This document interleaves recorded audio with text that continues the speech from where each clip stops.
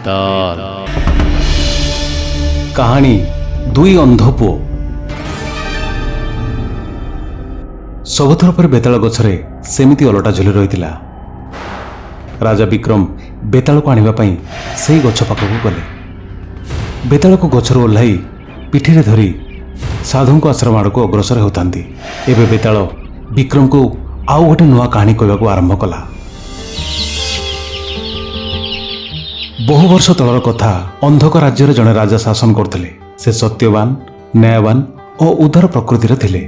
ସେ ତାଙ୍କ ପ୍ରଜାଙ୍କର ଯତ୍ନ ନେବା ସହ ସେମାନଙ୍କ ସବୁ ସୁଖ ଦୁଃଖ ଭଲରେ ବୁଝୁଥିଲେ। ଏପରିକି ଯଦି ପ୍ରଜାଙ୍କ କିଛି ସମସ୍ୟା ହେଲେ ସେମାନେ ସିଧାସଳଖ ରାଜଦରବାରକୁ ଯାଇ ନିଜର ଅଭିଯୋଗ ଓ ସବୁ ସମସ୍ୟା ରାଜାଙ୍କୁ ଜଣାଇ ପାରୁଥିଲେ। ଦିନେ ଜଣେ ବୃଦ୍ଧ ବ୍ୟକ୍ତି ତାର ଦୁଇ ଅନ୍ଧ ପୁଅ ସାଥିରେ ରାଜଦରବାରକୁ ଆସିଲା।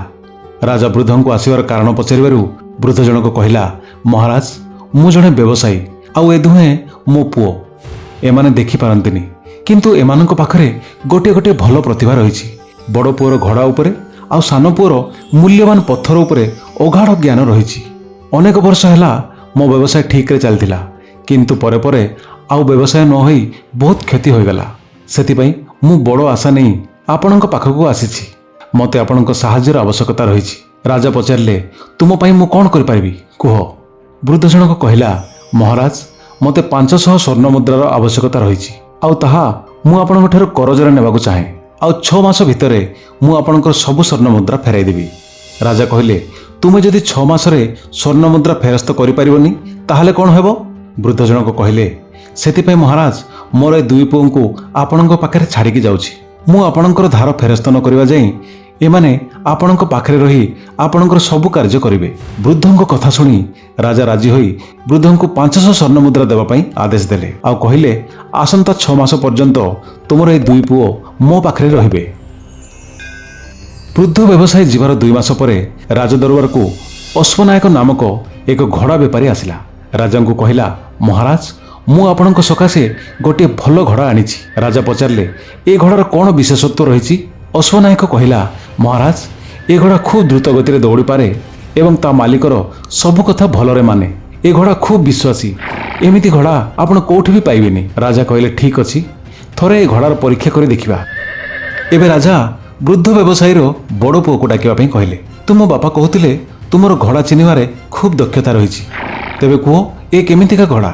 ଏବେ ବଡ଼ ପୁଅ ଘୋଡ଼ା ପାଖକୁ ଗଲା, ଆଉ ଯାଇ ଘୋଡ଼ାକୁ ସବୁଆଡ଼େ ଛୁଇଁଲା, ଆଉ ତା ହାତକୁ ଶୁଙ୍ଘି ରାଜାଙ୍କୁ କହିଲା, ମହାରାଜ, ଘୋଡ଼ାକୁ ନିରୀକ୍ଷଣ କରି ଜାଣିଲି ଏଇଟା ଗୋଟିଏ ଅସଲି ଆରବୀ ଘୋଡ଼ା।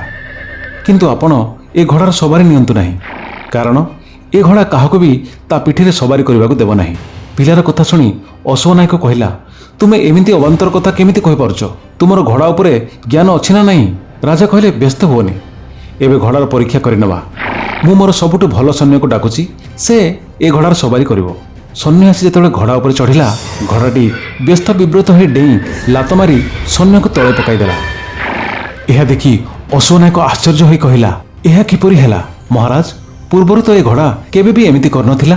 ଅଶ୍ୱନାୟକର କଥା ଶୁଣି ଏବେ ବୃଦ୍ଧଙ୍କ ବଡ଼ ପୁଅ କହିଲା, ଆପଣ ସତ କହୁଛନ୍ତି। ଗୋଟିଏ ଗୌଡ଼କୁ ଏ ଘୋଡ଼ା କ'ଣ ବା କରିବ? ତୁମେ ଘୋଡ଼ା ବ୍ୟବସାୟ କରିବା ଆଗରୁ କ୍ଷୀର ବିକୁଥିଲ ନା? ଅଶ୍ୱନାୟକ କହିଲା, ହଁ ବିକୁଥିଲି, କିନ୍ତୁ ତୁମେ ଏ କଥା କେମିତି ଜାଣିଲ? ଏବେ ବଡ଼ ପୁଅ କହିଲା, ଏ ଘୋଡ଼ାର ଦେହର ଗନ୍ଧରୁ ସବୁ ବାରି ହେଉଛି। ଏ ଘୋଡ଼ା ଆଗରୁ ତୁମ ବାପାଙ୍କ ପାଖରେ ଥିଲା, ଆଉ ଏ ଘୋଡ଼ାର ମା ବାପାଙ୍କୁ ବି ତୁମ ଘରେ ହିଁ ପାଳିଥିଲ। ମୁଁ ସତ କହୁଛି ନା? ଏବେ ଅଶ୍ୱନାୟକ ନିରାଶ ହୋଇ ଘୋଡ଼ାଟିକୁ ନେଇ ଚାଲିଗଲା। ଯିବା ସମୟରେ ମନେ ମନେ ଚିନ୍ତା କରି ଆଶ୍ଚର୍ଯ୍ୟ ବି ହୋଇଯାଉଥିଲା ଯେ ମୁଁ ଆଗରୁ କ୍ଷୀର ବିକିବା କଥା ଏ ଅନ୍ଧ ପୁଅ କେମିତି ଜାଣିପାରିଲା। ଏବେ ରାଜା ବଡ଼ ପୁଅକୁ କହିଲେ, ତୁମ ବାପା ସତ କହୁଥିଲେ, ତୁମ ପାଖରେ ଗୋଟିଏ ଅଦ୍ଭୁତ ଗୁଣ ରହିଛି। ବୃଦ୍ଧ ବ୍ୟବସାୟୀଙ୍କର ବଡ଼ ପୁଅ ତ ପ୍ରମାଣ କରିଦେଲା ଯେ ସେ ଗୋଟିଏ ଗୁଣବାନ ବୋଲି। ଏବେ ପରୀକ୍ଷା ସାନ ପୁଅର ବାକି ଥିଲା। ଦିନେ ହୀରାଲାଲ ନାମରେ ଜଣେ ହୀରା ବ୍ୟବସାୟୀ ରାଜଦରବାରକୁ ଆସିଲା। ଆସି ରାଜାଙ୍କୁ କହିଲା, ମହାରାଜ, ଏ ଦେଖନ୍ତୁ, ମୁଁ ଆପଣଙ୍କ ପାଇଁ ଅନେକ ମୂଲ୍ୟବାନ ହୀରା ନେଇ ଆସିଛି। ଏ ପ୍ରକାର ହୀରା କେଉଁଠି ବି ମିଳିବନି। ରାଜା କହିଲେ, ତୁମେ ମୋତେ ସବୁଠାରୁ ମୂଲ୍ୟବାନ ଆଉ ଦାମିକା ହୀରା ଦେଖାଅ। ଏବେ ହୀରାଲାଲ ଗୋଟିଏ ସୁନ୍ଦର ହୀରା କାଢ଼ି ରାଜାଙ୍କ ହାତକୁ ବଢ଼ାଇଦେଲା। ରାଜା ହୀରାଟିକୁ ଦେଖି କହିଲେ, ଏ ହୀରାଟିକୁ ବୃଦ୍ଧଙ୍କ ସାନ ପୁଅକୁ ଦିଅ। ସେ ଏହାକୁ ଦେଖି ଏହାର ପରୀକ୍ଷା କରି କହିବ ଏ କେମିତିକା ହୀରା। ଏବେ ସାନ ପୁଅ ହୀରାକୁ ନେଇ ହାତରେ ଘଷିଲା ଆଉ ରାଜାଙ୍କୁ କହିଲା, ମହାରାଜ, ଏହା ପୁରାପୁରି ଅସଲି ହୀରା, କିନ୍ତୁ ଆପଣ ଏହାକୁ ଧାରଣ କଲେ ଆପଣଙ୍କର ଅମଙ୍ଗଳ ହେବ। ରାଜା ସାନ ପୁଅକୁ କହିଲେ, ତୁମେ ଏକଥା କିପରି କହିପାରୁଛ? ଏବେ ସାନ ପୁଅ କହିଲା, ଏ ହୀରା ସକାଶେ ହୀରାଲାଲର ପରିବାରର ସଦସ୍ୟଙ୍କ ମଧ୍ୟରୁ 2 ଜଣଙ୍କର ମୃତ୍ୟୁ ହୋଇଛି। ଏକଥା ଶୁଣି ହୀରାଲାଲ ଆଶ୍ଚର୍ଯ୍ୟ ହୋଇଗଲା ଆଉ କହିଲା, ଏକଥା ପୁରାପୁରି ସତ୍ୟ ମହାରାଜ। ଏବେ ରାଜା ରାଗିଯାଇ ହୀରାଲାଲକୁ ହୀରାକୁ ନେଇ ରାଜମହଲରୁ ବାହାରି ଯିବା ପାଇଁ ଆଦେଶ ଦେଲେ। ଏମିତିରେ 6 ମାସ ବିତିଗଲା। ଦିନେ ବୃଦ୍ଧ ବ୍ୟବସାୟୀ ରାଜଦରବାରକୁ ଆସିଲା। ଆସି ରାଜାଙ୍କଠାରୁ ନେଇଥିବା 500 ସ୍ୱର୍ଣ୍ଣ ମୁଦ୍ରା ଫେରସ୍ତ କଲା ଆଉ କହିଲା, ମହାରାଜ, ମୁଁ ତ ଧାର ଶୁଝିଦେଲି। ଏବେ ମୋର 2 ପୁଅଙ୍କୁ ସାଥିରେ ନେବା ପାଇଁ ମୋତେ ଅନୁମତି ଦିଅନ୍ତୁ। ରାଜା ବୃଦ୍ଧଙ୍କୁ ପୁଅମାନଙ୍କୁ ସାଥିରେ ନେବା ପାଇଁ ଅନୁମତି ଦେଲେ। ବୃଦ୍ଧ ବ୍ୟବସାୟୀଙ୍କୁ କହିଲେ, ଏକଥା ସତ୍ୟ ଯେ ତୁମ ପୁଅମାନେ ଖୁବ୍ ବୁଦ୍ଧିମାନ ଆଉ ଗୁଣବାନ। ଆଉ ପଚାରିଲେ, ଏମିତି ପ୍ରତିଭାବାନ ପିଲାଙ୍କ ବାପା ହୋଇ ତୁମ ପାଖରେ କିଛି ଗୁଣ ରହିଛି କି?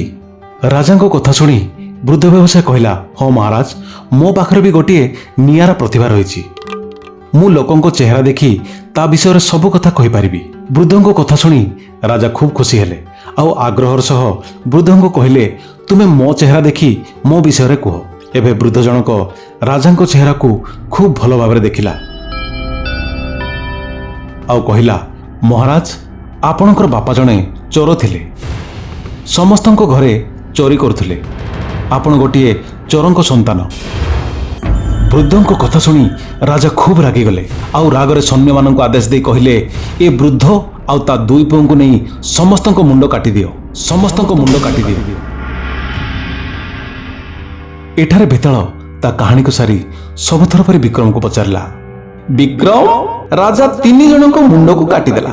ଏବେ ତୁ କହ, ରାଜା ଖୁବ୍ ନ୍ୟାୟବାନ ଆଉ ଦୟାଳୁ ଥିଲା, ତେବେ ଏମାନଙ୍କ ମୁଣ୍ଡ କାଟି ଏମାନଙ୍କୁ କିଭଳି ନ୍ୟାୟ ଦେଲା? ବିକ୍ରମାଦିତ୍ୟ ନୀରବ ଥିଲେ। ବେତାଳ କହିଲା, କହ ବିକ୍ରମ, ନ୍ୟାୟ କର। ଉତ୍ତର ଜାଣି ଯଦି ତୁ କହିବୁନି, ତେବେ ମୁଁ ତୋ ମୁଣ୍ଡ ଫଟାଇ ଖଣ୍ଡ ଖଣ୍ଡ କରିଦେବି। ଏବେ ବିକ୍ରମାଦିତ୍ୟ କହିଲେ, ବେତାଳ, ରାଜା ଚୋରଙ୍କ ସନ୍ତାନ ଥିଲା। ଏ ସତ କଥା ଜାଣି ଖୁବ୍ ବ୍ୟସ୍ତ ବିବ୍ରତ ହୋଇଗଲା ଆଉ ସତ କଥାକୁ ସହି ନ ପାରି ରାଗି ଯାଇ ସମସ୍ତଙ୍କ ମୁଣ୍ଡ କାଟିବା ପାଇଁ ଆଦେଶ ଦେଲେ। ରାଜା ଭୁଲ ଦଣ୍ଡ ଦେଲେ, କିନ୍ତୁ ଏକଥା ବି ସତ, ବୃଦ୍ଧଙ୍କୁ ଭାବିଚିନ୍ତି ରାଜଦରବାରରେ ସତ କଥା କହିବାର ଥିଲା। କାରଣ ବେଳେବେଳେ ବୁଝିସୁଝି ବିଚାର ନ କରି ଯଦି କୌଣସି କଥାକୁ କୁହାଯାଏ, ତେବେ ନିଜ ଜୀବନକୁ ହାରିବାକୁ ପଡ଼ିଥାଏ। ବାଃ ବିକ୍ରମ, ବାଃ, ପୁରା ସତ କଥା କହିବ। ଧନ୍ୟ ତୋ ନ୍ୟାୟ ଆଉ ବୁଦ୍ଧିକୁ। କିନ୍ତୁ ରାଜା ହୋଇ ବି ତୁ ମୂର୍ଖ ପରି କାମ କଲୁ ନା। ମୁଁ କହିଥିଲି ତୁ ମୁହଁ ଖୋଲିବୁନି, ତୁ କହିଲୁ ଏବେ ମୁଁ ଯାଉଛି। ବେତାଳ, ବେତାଳ, ବେତାଳ। ଏବେ ବେତାଳ ବିକ୍ରମର ପିଠିରୁ ଉଡ଼ି ସେ ଗଛ ପାଖକୁ ଗଲା। ବିକ୍ରମ ବେତାଳର ପଛେ ପଛେ ଦୌଡ଼ିଗଲେ ବେତାଳକୁ ପୁଣି ଆଣି ସାଧୁଙ୍କ ପାଖକୁ ନେବା ସକାଶେ।